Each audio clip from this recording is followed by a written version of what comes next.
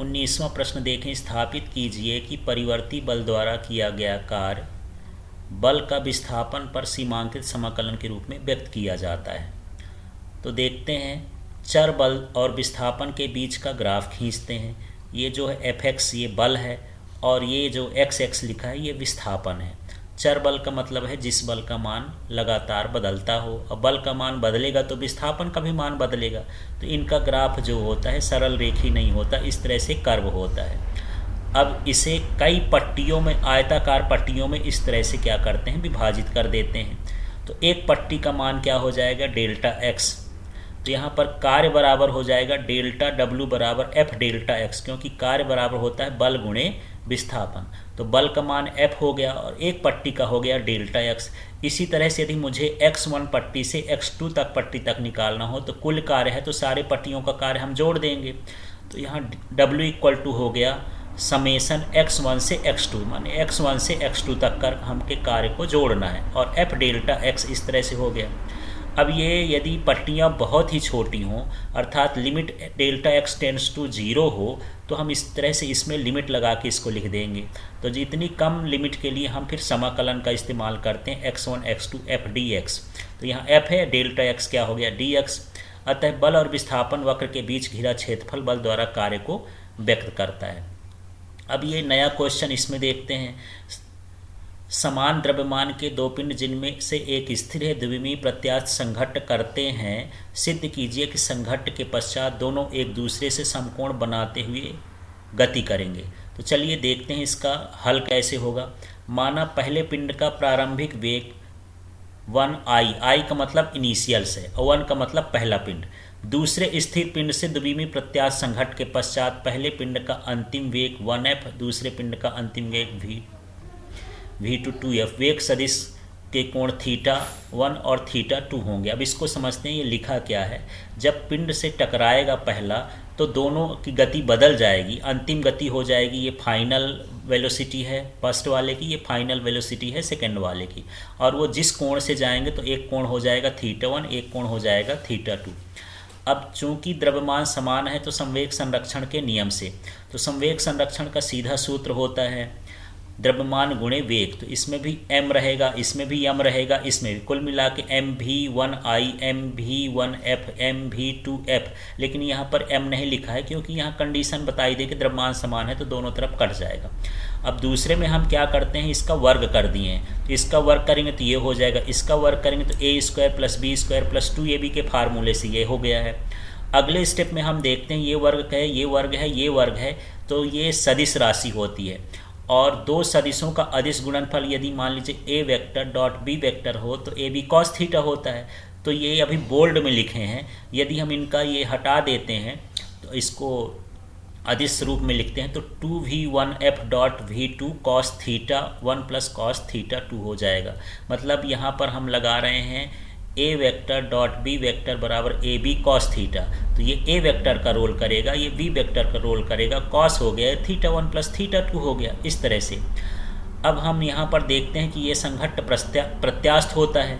फिर से द्रव्यमान समान है तो प्रत्यास्थ संघट्ट में गतिज ऊर्जा संरक्षित होती है। तो इसमें जो फार्मूला बनेगा 1/2 mv², यहाँ भी 1/2 mv², यहाँ भी 1/2 mv²। तो 1/2 m और m सब में एक जैसे रहेगा तो कट के इस तरह से बचेगा। अब हम बात करते हैं समीकरण 1 और 2 की। तो यहाँ पर देख लेते हैं, ये देख लीजिए और इसको देख लेते हैं, ये दोनों एक जैसे हैं। इसका मतलब ये इसकी जगह पर इसको लिखा जा सकता है। तो इसको हम यहाँ पर लिख दिए हैं, इसका मान रख दिए हैं। समीकरण 2 का मान समीकरण 1 में इसकी जगह पर ये रख दिए हैं। अब यदि हम इसका पक्षांतर करेंगे तो ये घट करके क्या हो जाएगा, 0। केवल यहाँ पर ये हिस्सा बचेगा और यदि हम 0 में इसका भी गुणा कर देंगे तो इस तरह से ये आ जाएगा।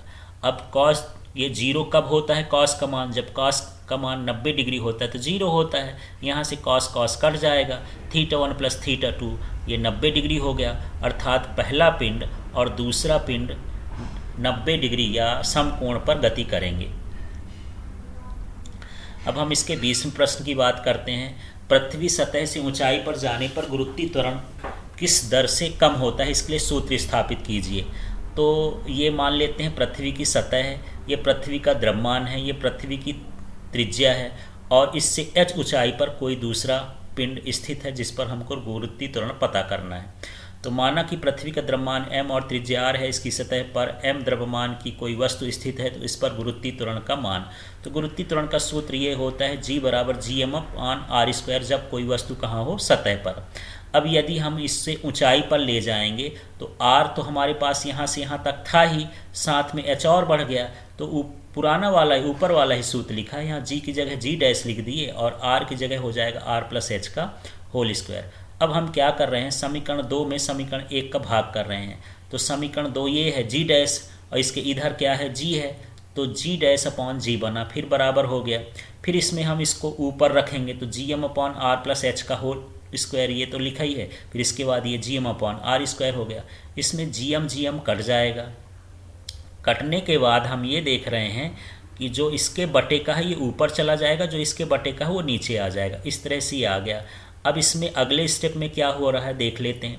इसमें से ये नीचे वाले स्टेप में से r² हम कॉमन लेंगे, यहाँ से ये r को हम बाहर निकालेंगे। तो ये r² हम बाहर निकाले तो इसकी जगह क्या बच गया, एक स्क्वायर इसलिए निकला क्योंकि बाहर भी स्क्वायर लगा है। अब यहाँ h भर बचा है लेकिन इसमें r नहीं था तो उसकी बटे में भी r लिख देंगे। यदि अंदर जाएगा ये तो r कैंसिल हो जाएगा। कुल मिला के कोई फर्क नहीं पड़ रहा है इसमें। r² ये कट जाएंगे। अब इसको हम ऊपर लिखेंगे तो इसकी घात हो जाएगी -2, क्योंकि ये बटे में है, ऊपर जाने पर घात में माइनस लग जाता है। अब एक द्विपद प्रमेय से ये जो घात होती है ये प्लस के सामने आ जाएगी, तो ये -2 है तो यहाँ -2h क्या हो गया, r। ये किससे हो गया, बाइनोमियल थ्योरम से होता है। अब हम क्या कर रहे हैं, इस g का इधर गुणा कर दिए हैं तो g' बराबर 1 -2h/r आ गया। इसका मतलब ये है कि जब हम ऊंचाई पर जाते हैं तो g का मान घटता है। अगला देखते हैं, ग्रहों के गति संबंधी केपलर के नियम लिखिए। तो प्रथम नियम को कक्षा का नियम कहते हैं और सीधा ये चित्र से ही बता सकते हैं। इसमें क्या है कि ये प्रत्येक ग्रह सूर्य के चारों ओर, ये P का मतलब प्लैनेट ही समझ लेते हैं, प्रत्येक ग्रह सूर्य के चारों ओर दीर्घ वृत्ताकार कक्षा में चक्कर लगाता है जिसके एक नाभि पर सूर्य होता है। दोबारा से कह देते हैं, सभी ग्रह सूर्य के चारों ओर दीर्घ वृत्ताकार मार्ग में चक्कर लगाते हैं जिसके एक नाभि पर सूर्य होता है।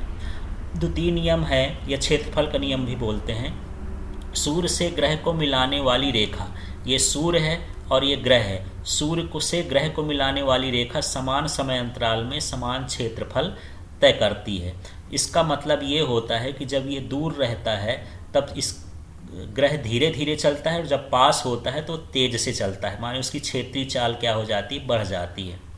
अब हम तीसरे नियम में चलते हैं, आवर्तकाल का नियम बोलते हैं। किसी ग्रह का आवर्तकाल का वर्ग और सूर्य ग्रह के बीच की माध्य दूरी के घन के अनुक्रमानुपाती होता है। आप इसको सीधा ये सूत्र से पढ़ सकते हैं। ये आवर्तकाल का वर्ग है, किसी ग्रह के आवर्तकाल का वर्ग, फिर ये हो गया यहाँ पर r, ग्रह और सूर्य के बीच की माध्य दूरी, फिर ये 3 का मतलब होता है घन और ये समानुपाती हो गया। यही लिखा हुआ है इसमें। तो इनका जो नियम है चित्रों से बनाएंगे और ये इसका नियम सूत्र से बनाएंगे तो ये सरल हो जाएगा। Thank you. Share and subscribe it.